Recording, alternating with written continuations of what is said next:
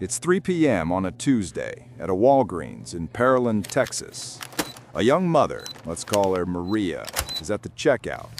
She's juggling a crying toddler and a basket of groceries, diapers, milk, Tylenol. She swipes her EBT card, the card holding the SNAP benefits her family relies on. She covers the keypad, just like she's been told to. The transaction is approved. She takes a receipt and leaves. Just outside, in a nondescript rental car parked 2 rows over, 2 men watch. They are Dumitru Cătălin Lixor and Marius Constantin Tica. And they just got everything. Her card number, her PIN. Maria's benefits, the money meant to feed her child, are now just data in their system. Weeks later, at a different grocery store, Maria's card is declined. Insufficient funds. She calls the welfare office, frantic. They tell her the money is gone. Her entire month's allowance was drained, bit by bit, from ATMs hundreds of miles away. She has just become a victim of a multi-billion-dollar transnational criminal empire, an empire run with silicon chips, 3D printers, and microscopic cameras.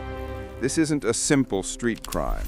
This is a high-tech global war, and it's happening silently at the checkout counter of your local grocery store, the pump at your gas station, and the ATM at your bank. This is the hidden world of high-tech skimming and the hunt for the gangs who run it. To understand the crime, you first have to understand the technology. It is ingenious, terrifying, and almost invisible. A modern skimming operation is a 2-part attack. You must steal the data from the card, and you must steal the personal identification number, the PIN. First, stealing the card data. For decades, the primary tool was the overlay skimmer. This is the one you've seen on the news, a device often built with a 3D printer, made to look like an exact replica of the ATM's cord slot. It's painted, weathered, and branded to match the machine perfectly. When you slide your card in, it passes through the fake slot first, where a tiny magnetic reed head scavenges all the data from your card's magnetic stripe. The card then passes harmlessly into the real machine, and your transaction goes through. You get your money, the thief gets your future. But as banks got smarter, so did the criminals. They developed deep insert skimmers. These are devices thin as a credit card, flexible, and designed to be jammed deep inside the machine's real card reader. They are completely invisible from the outside. No wiggle test can find them.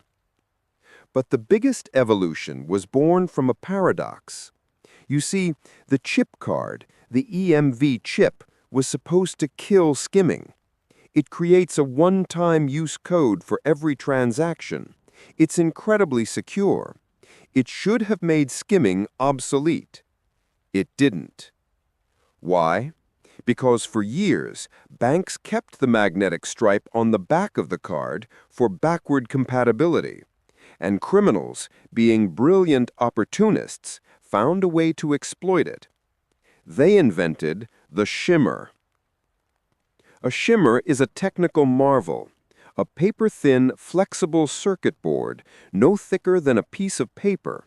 It's inserted into the card slot and sits between your chip and the bank's chip reader. It doesn't block the transaction. It just listens. It intercepts the data exchange, looking for any flaw, any moment the system might send unencrypted card data. And it records everything. It is the ghost in the machine. So, who are these high-tech phantoms? While skimming happens everywhere, law enforcement agencies like the U.S. Secret Service and the FBI point again and again to highly structured transnational organized crime groups. and a startling number of them trace back to one country, Romania. These are not lone wolf hackers. They are sophisticated syndicates run like Fortune 500 companies with a clear corporate structure. At the top, you have the bosses, often based in Romania or other parts of Eastern Europe.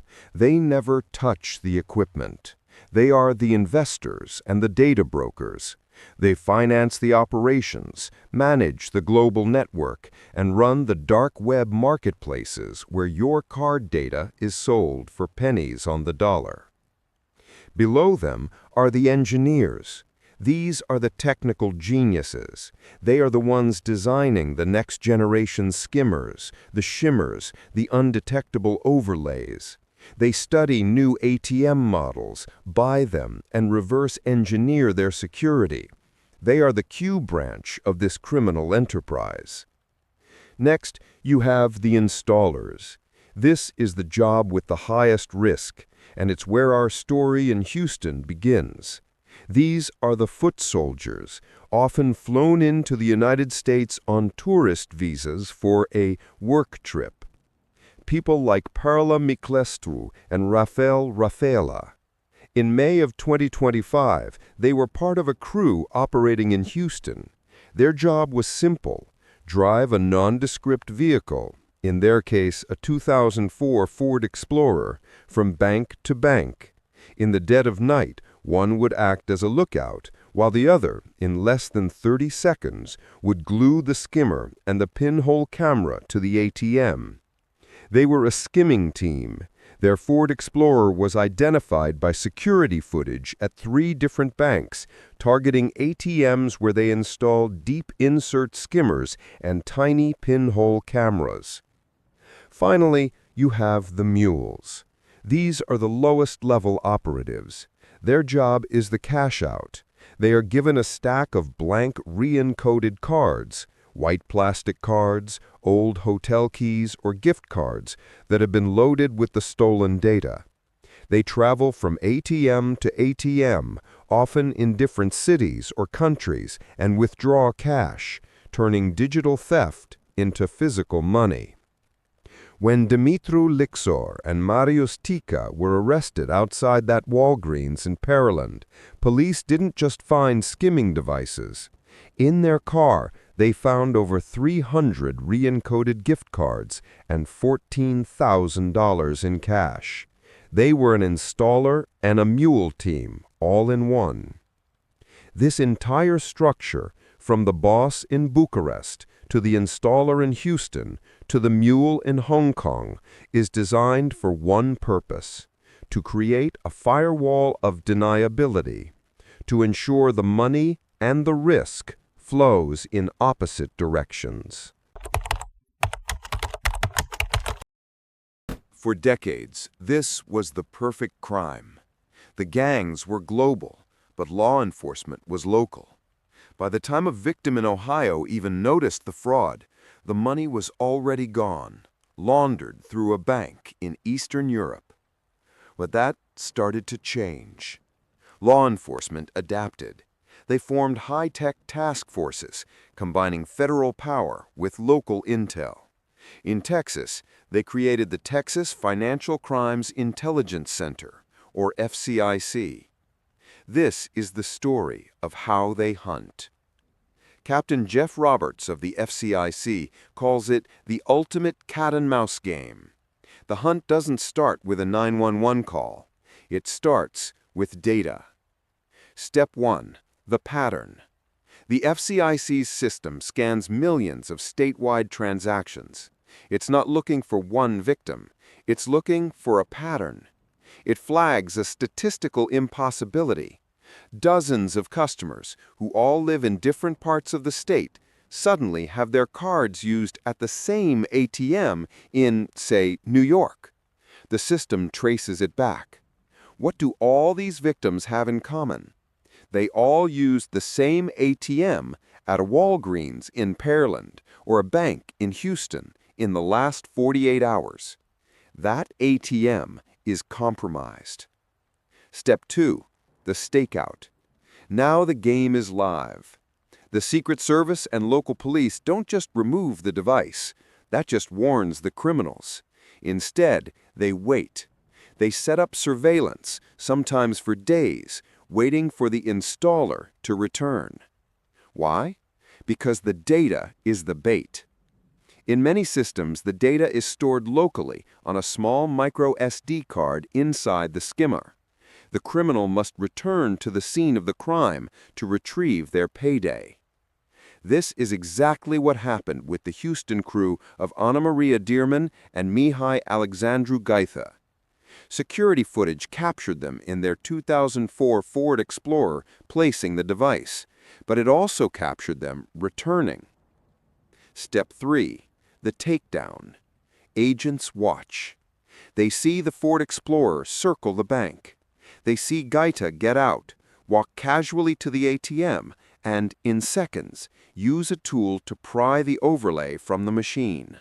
That's when they move in. When Perla Miclescu and Rafael Rafaela were arrested in that same Ford Explorer, the search of their vehicle was a goldmine. Agents found 2 overlay pinhole camera devices. They found supplies used to make the cameras, superglue, micro SD cards, scissors, and they found 24 re-encoded counterfeit cards. They had been caught red-handed. The case of Lixor and Tika in Pearland was even more direct. They weren't just installing, they were skimming and cashing out in the same area.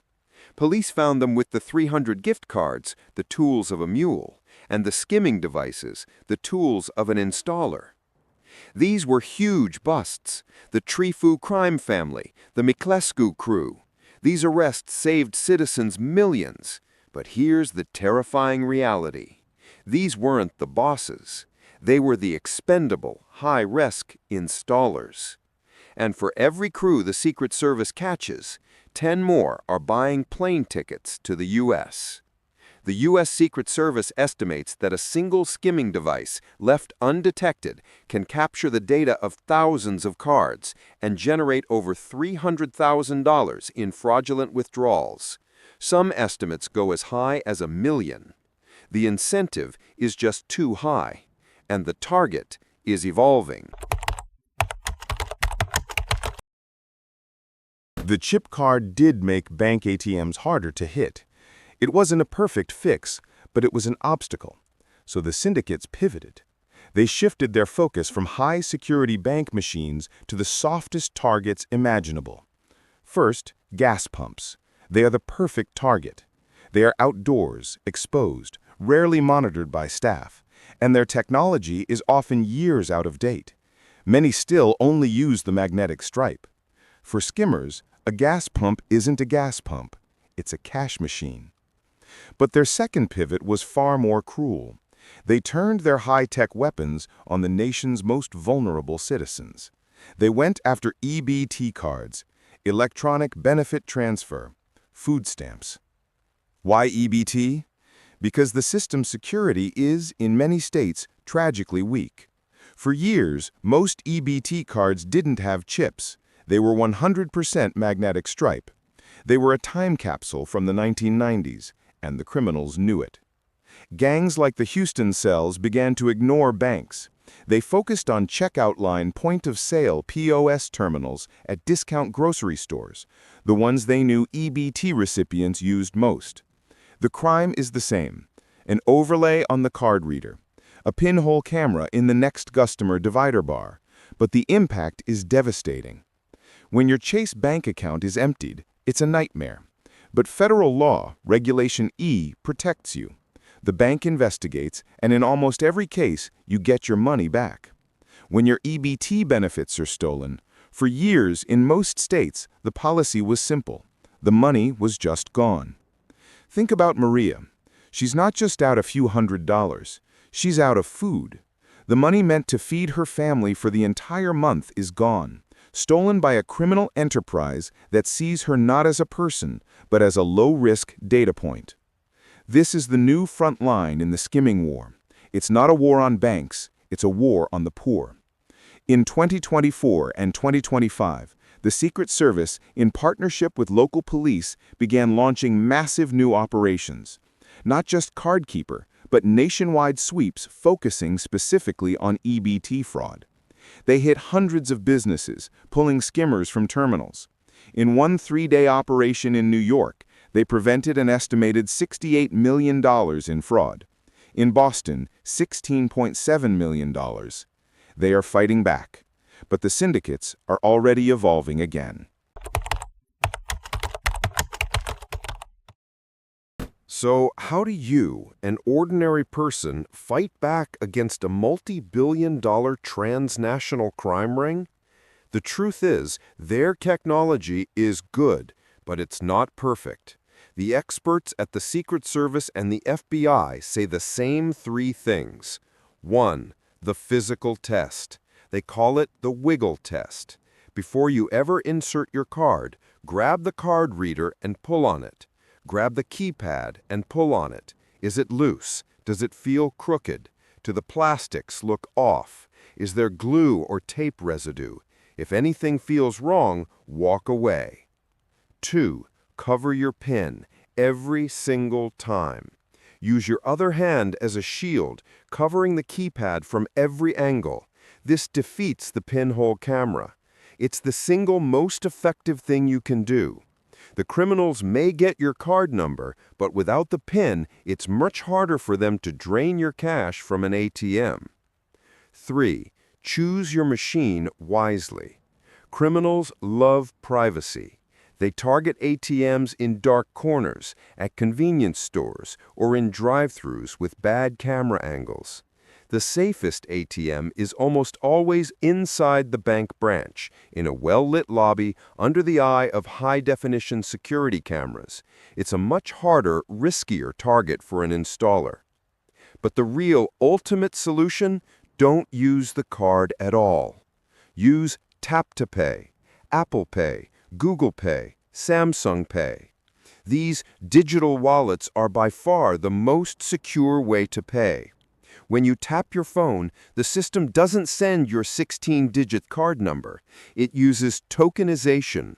It sends a one-time use encrypted code. It's like the chip on your card, but even better. The merchant never sees your real number. The pen is your face or your fingerprint. A skimmer, a shimmer, a pinhole camera, none of them can steal a token. You are, in that moment, invisible to them. In Houston, Perla Miclescu and Rafael Rafaela pleaded guilty. Dumitru Lixor and Marius Tica were arrested. The Trifu family was busted. The headlines were printed, and the local news ran their mugshots. It felt like a victory. But this is a war of attrition. A new crew is already on a flight to JFK. A new engineer in a lab in Eastern Europe is already designing a shimmer that's even thinner, even smarter. As long as the magnetic stripe exists, as long as our financial systems are built on decades-old technology, this crime will continue. It is too easy, too borderless, and far, far too profitable. The cat-and-mouse game that Captain Roberts described is endless. The front line is everywhere. It's at the bank, the gas pump, and the grocery store. The installer is betting you're in a hurry, that you won't look, that you won't do the wiggle test, that you won't cover your PIN. We've spent this time trying to get inside their world. The terrifying reality is they aren't trying to get in. They're already here. They've been inside our world, inside our wallets, for years.